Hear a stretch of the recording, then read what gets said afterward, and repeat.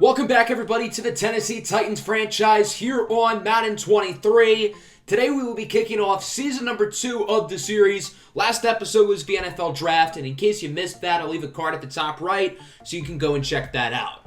We ended up having a pretty fun draft. We moved up and down the board throughout. Our top pick was wide receiver Scotty Pickens out of Arizona, who of course ran a 4.24 40-yard dash. We moved up to the top of the second round to select Cardell Simpson, the corner out of South Alabama. And overall, I thought we had a really good draft. We really got good value across the board with all of our selections, and we were able to fill some gaps on the roster as well.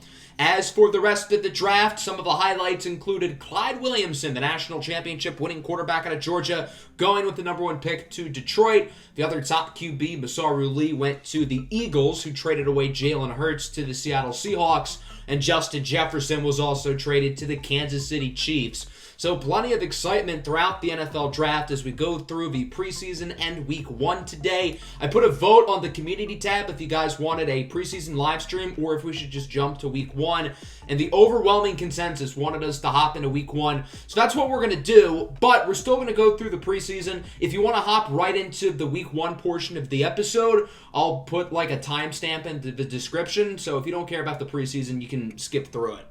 We're going to start off by adding some undrafted free agents to the squad. We had 15 open roster spots, and we're going to use all 15 of them on undrafted rookies. Some of these names you may recognize from the NCAA Next Up series or prospect profiles we've done throughout the year. Some of the notable ones include Garrett Pace, who was the starting quarterback of Georgia Tech last year. He has starred development.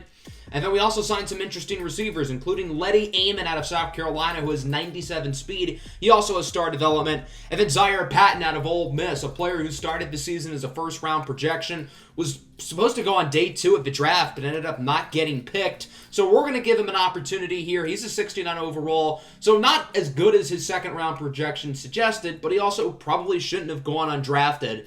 And hopefully Patton can make the rest of the league regret passing on him so many times. So this is the depth chart going into the preseason. I don't normally like to play veterans, so for the guys who are 3-4 years in, and then obviously players on their second contracts, I don't see a reason to play them, no reason to risk injury. I just want to see what some of the young guys can do, some of these rookies battling for playing time.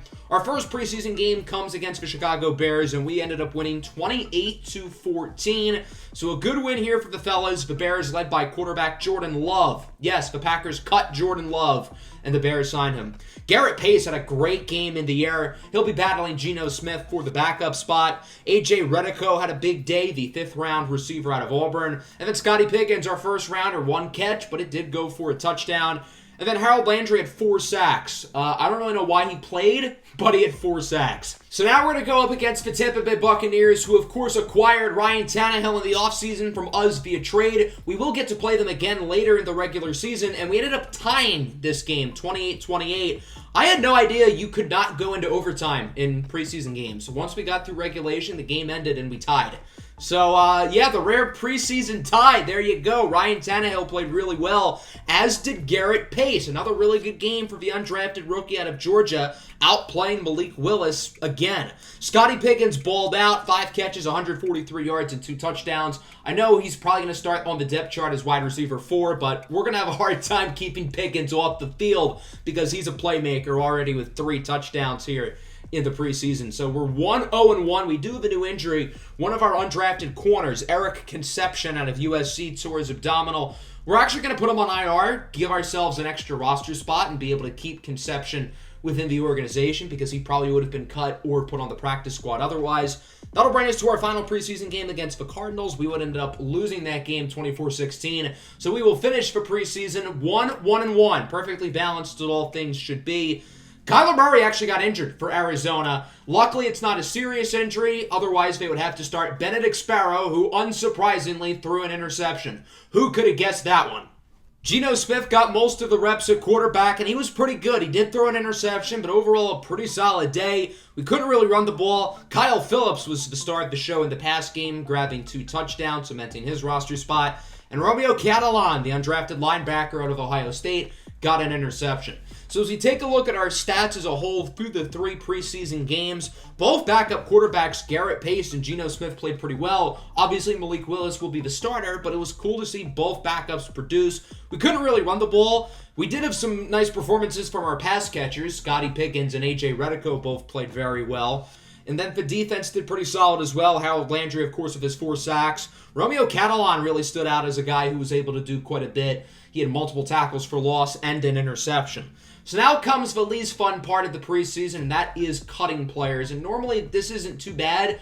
I just cut most of the undrafted free agents, yada yada. But we actually kind of have a relationship with these undrafted players because we got to see their college seasons unfold within the NCAA Next Up series. So it's going to be a little bit harder. I decided to keep all 3 quarterbacks on the active roster. I think they're all good enough, and I don't see a reason not to keep 3.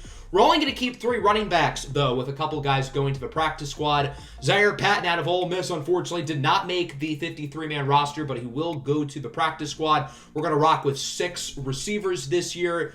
As for the offensive line, undrafted rookie Jordan Greer out of Ohio State makes it, along with fellow undrafted rookie Harlan Dockley out of Alabama. So 2 more undrafted guys making the 53-man roster. Other than that, there weren't too many surprises on the defensive side of the ball. We're keeping 4 defensive ends going into the season. So kind of slim pickings in terms of edge rushers, but most of our edge guys are at outside linebacker. Only 3 middle linebackers. I did decide to put Romeo Catalan on the practice squad, even though he did play pretty well in the preseason. We're going to rock with 6 corners. Undrafted safety J.D. Boyd ends up making the final roster. He also has star development as well. So there you go. That's the final 53-man roster. We did have 2 guys who we cut and put on the practice squad picked up by other teams. Kanani Kioki was signed to the Las Vegas Raiders. He's a center. And Letty Amon, the speedy receiver from South Carolina, signed to the Patriots. He was South Carolina's number 2 receiver last year, behind Bryson Smith, who was drafted by New England in the 2nd round. So the 2 South Carolina receivers reunite in New England. We now have 2 open spots on the practice squad. There are, no joke, only 15 players to pick from. So we're going to go with Bartholomew Ellenbridge, who was a junior defensive tackle out of Florida. And then for our last spot, we're going to go with Ronnie Perkins, who was picked in the 3rd round a few years ago out of Oklahoma by the Patriots. Didn't really work out there, but I did like him as a prospect, so I guess it doesn't hurt to give him another shot here within the organization. So that'll bring us to week 1 at home against the Cleveland Browns. A big opportunity for this new-look Titans team to show what they're made of. The first full season of the Malik Willis era at quarterback, as he'll face off against Deshaun Watson, leading the Cleveland Browns in his first full-time season as the starter of the Browns. Both Willis and Watson entered the starting lineups for their respective teams around the same time of the year last season, obviously for different reasons. As we take a look at the Week 1 depth chart for the Titans, there are some positions we will be monitoring. Left guard, right tackle, tight end, and wide receiver are all spots where younger guys could go up depending on how they play throughout the season, particularly Scotty Pickens. We are also running a new offensive playbook. We're going with the Packers playbook this year. As for the defense, I think edge rusher is really going to be the position we watch out for. Bud Dupree could be on the hot seat with guys like Cleveland Ferrell and our 3rd-round rookie Jordan Ruffin vying for playing time as well. And I am considering maybe experimenting with Juan Thornhill getting some snaps at sub-linebacker as well. So as we set a goal here, I don't think this is a Super Bowl team, but I also don't think it would be fair to aim for anything less than the playoffs. We won 9 games last year, and although I'm not entirely sure this team is better than last year for the short term, I think it would be disingenuous to not set a goal for the postseason. We're going to have a quick press conference here before our opening game, and although a lot has changed about this team, what hasn't changed is our mentality, particularly on the offensive side of the football. Derrick Henry is still leading the backfield. He is still our best player, and he is still going to be the focal point of the offense. We did add some shiny new toys with Mecole Hardman and Scotty Pickens, who both have 98 speed at receiver. But this is still a run-first team, and Derrick Henry is still the engine of this football team. As we take a look at our opponent, the Cleveland Browns, they are, of course, led by quarterback Deshaun Watson. He may not be the best guy off the field, But on it, it's hard to deny that he is a really, really good quarterback. The Browns have 299 overall players, including Myles Garrett, who is injured. He tore his rotator cuff early in the preseason and is going to miss most of the season. A big loss for the Browns, but they still have Nick Chubb. They still have other young, talented players on defense, such as Denzel Ward, Greg Newsome, and Jeremiah Owusu-Koramoah. And they have some fun rookies, including Daniel Truchon, the second-round linebacker out of Georgia. And then Matt Levine, the slot receiver out of Louisville, picked in the 4th round. So let's get this started. I'm excited to kick off season number 2 of the Tennessee Titans franchise with this new-look football team against the Cleveland Browns. These two teams played on opening day a few years ago. That was back in 2019 when the Browns seemingly won the offseason. I'm pretty sure Tennessee won that game by at least like 30 points. So we'll see if the Browns can get the upper hand this time, as Brett Kern does have this ball teed off. And season 2 of the Titans franchise is underway as Kern will kick it into the end zone, and Desmond King, the veteran corner, will take a knee. So here comes out the Cleveland Browns offense led by the veteran quarterback Deshaun Watson, who his roller coaster career has certainly hit rock bottom over the past few years. And although he may not deserve to be on this football field right now, he is on it, and, well, he's a damn good player. The Browns offense certainly looking to set the tone early in this one as they start at the 25 through their first play of scrimmage. Deshaun Watson's going to hand it off here to Nick Chubb. Chubb down the field with blocks, and eventually Chubb gets pounded by Kevin Byard at the 49. It is November. You're not going to see a lot of Chubbs pounded this month, but I guess you could say Deshaun Watson knows a thing or two about that. Watson on first down is sacked. Harold Landry and Bud Dupree in the backfield for half a sack each. A quick start for the Titans pass rush, looking to get a strong start in this ball game. 2nd and 18 now for the Browns. It's a play-action fake. Watson goes up the middle, and it's caught by Donovan Peoples-Jones, who's able to get 20 yards. Good throw up the field by Deshaun Watson, and the Browns will get to move the chains as they now have it at the 36-yard line. Pretty good start to the drive for Cleveland. Watson is sacked again. Bud Dupree with 1.5 sacks here on the opening drive. Dupree's going to play well to keep this starting job. With Cleveland Ferrell and Jordan Ruffin both added in the offseason, Dupree's job could be on the line if he doesn't play well, but so far he's playing really well. On 3rd and 11, Watson sends it out of bounds, and it is somehow caught by Amari Cooper, but out of bounds. Cleveland's going to bring the field goal team out. This is a 55-yard attempt here for Cade York, and the kick is up, and it is wide to the left. No good. So York misses the kick, and we will get our first look at the Titans offense with really good starting field position at the 45-yard line. Now at the 47, 3rd and 8, Willis goes short for McCole Hardman, and he catches it shy of the first down marker. The game plan there was to hope that Hardman would have enough room to outrun the defender, but that's not going to happen. It's a 4th and 1. The offense stays on the field. The Titans are going to go for it, and it pays off as Derrick Henry is able to get the first down. Barely, but he does get it. So now Tennessee has it at the 44-yard line off of the first down conversion as it's a play-action fake for Reddick. Willis looks to throw it, takes a shot for the end zone. It's caught for a touchdown. Scotty Pickens with his first NFL reception, and it goes for 6. I think it's fair to say the pig has been let out of the barn as the Titans strike first. That is without a doubt the best throw of Malik Willis' NFL career. Not afraid to be aggressive, not afraid to trust the rookie, threading the needle perfectly in traffic, and a great job by Pickens to get open and come down with his first of hopefully many NFL touchdowns. Hopefully the Willis to Pickens connection can continue going forward as the Browns have it. Short throw for Chubb on first down, who breaks a tackle, and Nick Chubb is able to make a nice play after the catch as he gains around 14 yards. Nice first down there for Cleveland, hoping to get something going on offense after the missed field goal. Watson looking to throw it. His pass is caught this time by Amari Cooper, who jukes out the defender and is wrapped up by one of the Titans' few Pro Bowlers last season, Zach Cunningham. Cunningham missed like 3 games last season, but was still good enough to make the Pro Bowl. On 2nd and 7, back to Chubb with room up the middle. He gets a big carry before being wrapped up by Caleb Farley, NFL's leader in interceptions a season ago, with 6. So a good run there for Chubb, who's off to a great start in this game. As on 3rd and 1, they go back to Chubb, and he is smothered in the backfield. Jeffrey Simmons leading the contact, but it was Fletcher Cox who was able to bring down Chubb. I think Deshaun Watson has a Chubb, hearing Chubb and Cox in the same sentence. So the Browns will bring the field goal team out again, a 37-yard attempt for Cade York, who missed his first field goal try of the game. This time the kick is good, and it's now 7-3. The Titans had the ball back after a great first drive as Willis looks to throw it on first down. He goes short up the middle for Robert Woods, who makes a nice play after the catch past the 50. Unfortunately, the rookie running back, Rocket Reddick, is injured. He actually dislocated his elbow on that play and could miss multiple weeks, a pretty big loss for the offense.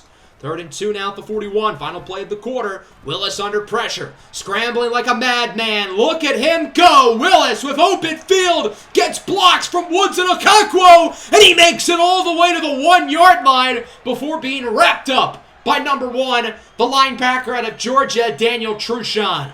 That'll wrap up the first quarter. What a start for Malik Willis and the fellas. Willis with his best NFL throw and his best NFL run of his career as the Titans lead this game 7-0.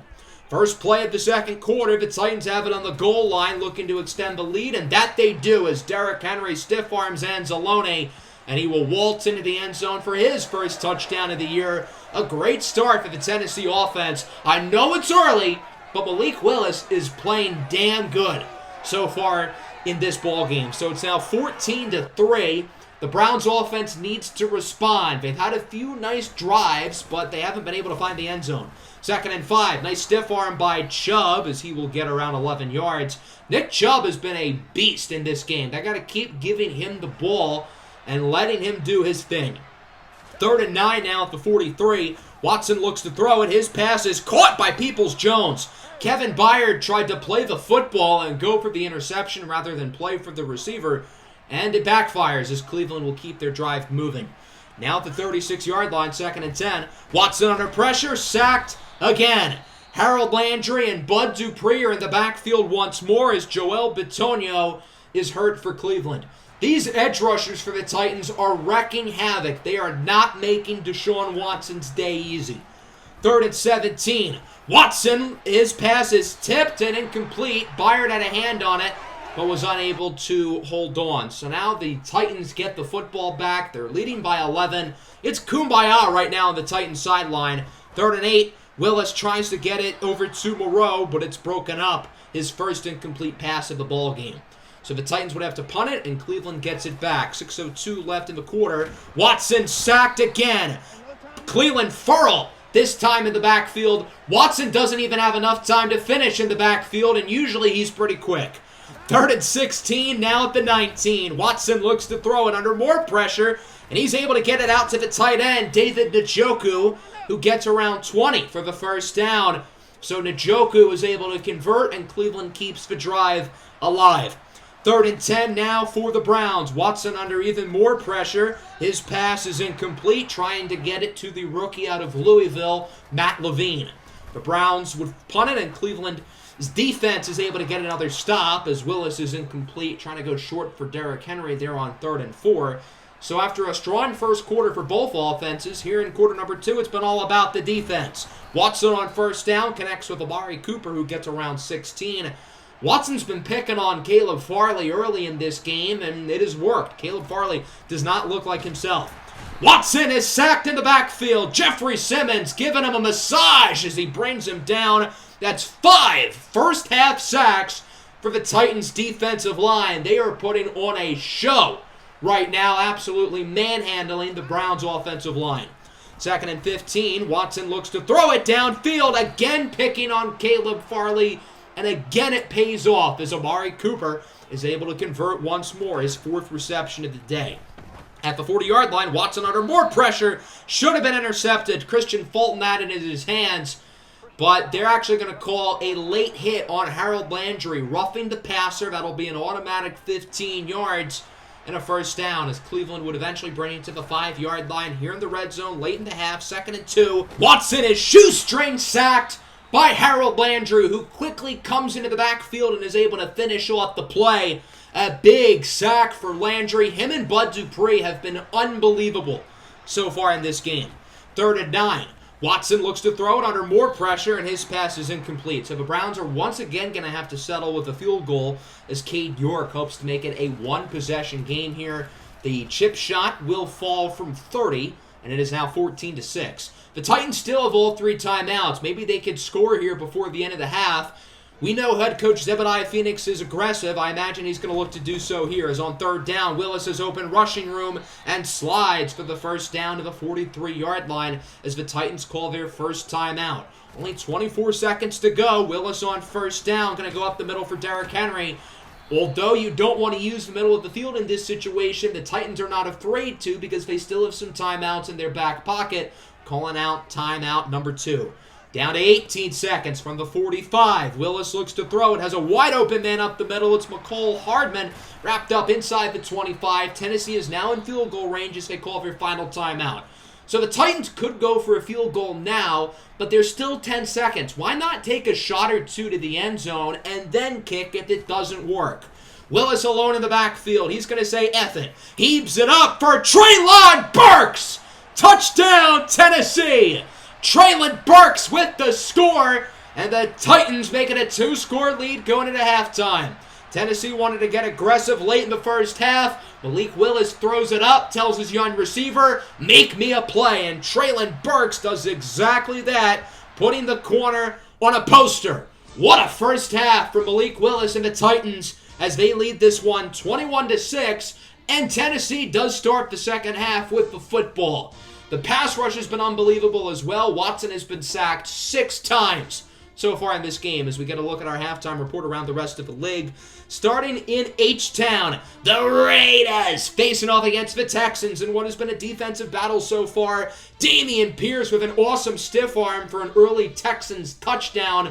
So far, Houston's rookies have been really solid. The number 2 overall pick, Cyrus Okpoko out of Florida, got his first NFL sack, but the Raiders did score late with a touchdown from Derek Carr over to his trusty slot receiver, Hunter Renfrow. It is the Texans who currently lead this one 10-7. Houston won their first game of the season last year. I think they went 1-15 the rest of the year, so they're hoping for a little bit better. Davis Mills not off to a hot start, but the rest of the team is. Let's now head down to Landover, Maryland. The Saints facing off against the Commanders, who are led by Marcus Mariota. Washington made the playoffs last year of Carson Wentz, but has gone in a different direction at the quarterback position, and so far it is not really working. Alvin Kamara has gotten off to a great start today. Washington has kind of forgotten how to tackle, and Jameis Winston right now is cooking. A beautiful late first half touchdown to Chris Olave would put the Saints ahead 21-3. If this continues to be a trend for Washington, I think a lot of their fans are going to be tuning into Clemson and Michigan games as they look for their franchise quarterback in next year's draft. And finally, our rivals in Indy face off against the Baltimore Ravens. So far, the young pass rusher out of Michigan, David Gus, give me the line.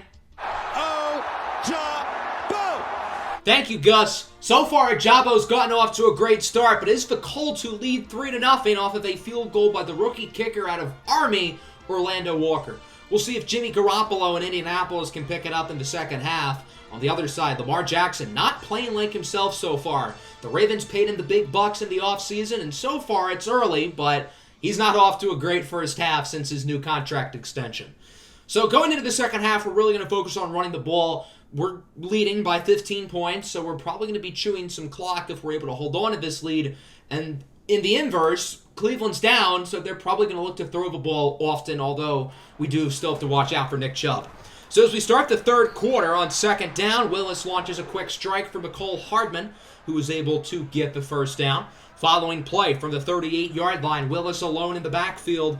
He's going to look to throw it once more, going up the middle for Scotty Pickens. His second career reception, not quite as cool as his first one, but it does go for a first down, again moving the chains.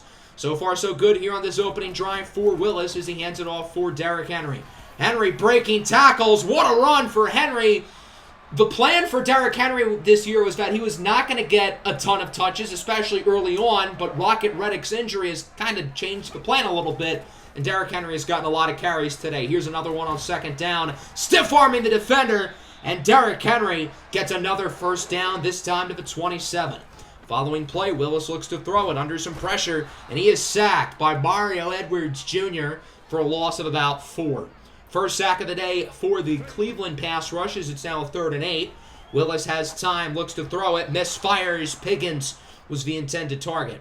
So Tennessee's going to bring out the field goal team. Here is Fat Randy from around 40 yards out. His kick is right down the middle. Randy Bullock did not miss a kick once last season, and so far he has made every kick. 3 extra points and now a field goal as it's 24-6. The Browns have it back, 3rd and 3. Watson misfires, tries to get it to Chubb. So the Browns have to punt it again, and Tennessee will start their next drive at the 34-yard line. Willis on first down looks to throw it. He is a wide open man. It's McCole Hardman. Nobody's going to catch him in a foot race. 66 yards, untouched for a touchdown. Tennessee's longest pass last year was 50 yards. They wanted to add explosiveness to the pass game, and I think they've done that pretty well with adding Scotty Pickens and McCole Hardman. That was supposed to be a curl route where Hardman comes back, but he was so wide open, Willis figures, might as well throw him the ball now. He's going to outrun everybody, and good awareness by Hardman to recognize that and make the play. So it's now 31-6. This game turning into a blowout, and it's not going to get any better for Cleveland as they have another 3 and out, and the Titans get it back. 3rd and 8. Willis goes short for Scotty Pickens, trying to get the first down, but he is wrapped up just short by Gregory Newsome. So the Browns defense is able to force a punt there. They get it back on offense, still trailing by 25 points. 1 for each of Deshaun Watson's lawsuits. Watson under pressure, sacked again. Bud Dupree is him. Dupree's trying to get into that backfield like there's a sexual predator back there. Oh, wait, there is one. Nice sack for Dupree. He now has 2.5 on the day, as does Harold Landry. And we're now looking at a 3rd and 21 for the Browns. Watson looks to throw it under more pressure, and his pass is caught by Njoku, but out of bounds, and Cleveland's going to have to punt it yet again. And that would wrap up the 3rd. Tennessee winning in blowout fashion, 31-6. It may be a little bit early to do this, but the Titans are going to put the backups into the game. They want to see what a lot of these young guys can do, including Garrett Pace, whose first pass off the RPO is caught by Scotty Pickens for a gain of 20. And speaking of rookies, the 7th rounder out of Iowa, Will Mitchell, is hurt on the play. So Pace's first completion goes for a gain of 20. How about his second completion? It's going to go for a 20-yard touchdown as he connects with the fellow rookie, A.J. Redico, picked in the 5th round out of Auburn. Redico caught 15 touchdowns a season ago, and his first NFL catch goes for a score as Tennessee extends the lead even further. Even with the backups in the game, they're still making plays. Cleveland has the football back. 3rd down and 6. A lot of the rookies on defense. Ruffin, Cardell Simpson, Samson June, who picks off the pass. June, picked in the 5th round out of Oklahoma, gets his first NFL interception. The rookies are eating right now, and even with the backups into the game, the Titans are not putting the pedal off the metal. They are showing no remorse. Derrick Henry still getting some snaps as there are only 2 healthy running backs on the roster currently. If Rocket Reddick hadn't gotten injured, he'd be getting all of these carries. But since he is injured, you'll be seeing both Derrick Henry and Hassan Haskins for the rest of the game. The Titans are going to add a field goal with Randy Bullock, and it is now 41-6. My golly, what a blowout from the Titans, who are up by 35 points, still with some time to go. We'll see what these young backups can do here. Again, good opportunity to watch guys like Jordan Ruffin and Cardell Simpson, who aren't getting much playing time otherwise, at least to start this season. Nick Chubb, wide open down the field, wrapped up by Samson June. One of the things the Titans are experimenting with right now is Juan Thornhill at sub-linebacker, and Thornhill missed that assignment on Chubb. 2nd and 10 now at the 27. Deshaun Watson looks to throw it. He's under a little bit of pressure, going to try to outrun Monty Rice, which he will. Watson down the field, hit hard out of bounds at the 4-yard line by Jackson. The Browns did score on the following play. Unfortunately, the clip didn't save. I apologize. It was a 4-yard touchdown pass on first down from Watson to Amari Cooper. After that, the Titans got the ball and chewed the clock for 4 minutes straight to finish off the game. 41-13 your final. What a blowout here in Week 1 for the Titans. Now, Week 1, some teams are rusty. Actually, every team is rusty. So Week 1 can kind of be a little bit, how do I say it, manipulative in the sense that just because a team performs really well or really poorly in Week 1 doesn't mean they're going to be good the rest of the year. But this is obviously still a great showing nonetheless here from our Tennessee Titans. Deshaun Watson with a passer rating of 69. How fitting. Malik Willis, though, he balled out. 15 for 21, 251, and 3 touchdowns. Best game of his pro career. He was awesome, and we even got to see some nice throws from Garrett Pace. On the ground, Derrick Henry did his thing. Sucks Rocket Reddick is going to miss some time. He only got the ball once, considering he did get injured pretty early in the game. As for the receiving, Scotty Pickens looks the part. Him and McCole Hardman both scored long touchdowns and both look like they're going to be major additions to the passing game. The pass rush was unbelievable today. 4 TFLs and 2.5 sacks for Landry and Dupree each. Not to mention Jeffrey Simmons and Cleveland Ferrell also got in the backfield for a sack as well. Samson June, the rookie, with the interception on like his 3rd career snap. And then Randy Bullock did his thing. So overall, every piece of the team was clicking. The offense, the defense, the special teams. Scotty Pickens talking to us about how excited he is, how he wants to watch it back on film. Great mindset and attitude to have for your first-round rookie. We drafted some very high-character players, Scotty Pickens being one of them. I think he's going to be great for us on and off the field going forward. Unfortunately, Rocket Reddick is going to miss the next 6 games with a dislocated elbow. I was really excited to see what he can do, but he will miss the next 6 weeks. We need somebody to replace him. We do have a couple running backs on the practice squad. Alec Bostic out of Fresno State will be promoted to the main roster. We will give Siriaco Troncoso some looks as well, but for now he'll stay on the practice squad, and then Harlan Dockley will move over to the practice squad. Despite only playing 3 quarters, Malik Willis does end up winning AFC Offensive Player of the Week. And look who won it in the NFC, the number 1 overall pick, Clyde Williamson. Let's talk about his debut. The Lions faced off against the Falcons in Atlanta. Very fitting, because Clyde Williamson played his college ball for Georgia. He got a lot of cheers from the Georgia crowd. Williamson started off strong with a touchdown for Jamison Williams. That 6-9 connection is going to be really fun. Amon-Ra St. Brown also scored twice. The Lions have a lot of young, fun weapons for Clyde Williamson to work with, and this offense is going to be really, really fun going forward, as the Lions would defeat Atlanta here in Week 1, matching their win total from a season ago. As for the other top draft pick at quarterback, Masaru Lee played on primetime against the Bills, and his day did not start off great, throwing an interception to Tre'Davious White on his first NFL snap. After that, Lee did play a lot better. He threw 2 touchdowns, both of which were caught by Devontae Smith, but the Bills still got the upper hand as the defending champs kick off the season 1-0 with a victory over the Heisman Trophy winner, Masaru Lee. As we take a look at some of the results around the rest of the league, particularly in the AFC South, the Texans did hold on to beat the Raiders. Their offense played really well in the second half. The Colts held on to beat Baltimore, but the Jaguars did lose, so I guess that's cool. So that's pretty much going to wrap up the episode. I hope everybody enjoyed. Certainly a very fun start to the season with a great win against the Cleveland Browns. Next episode, we got weeks 2 and 3 on the road against the Jaguars and the Bengals. Make sure to like and subscribe if you're new. Peace out. Tighten up.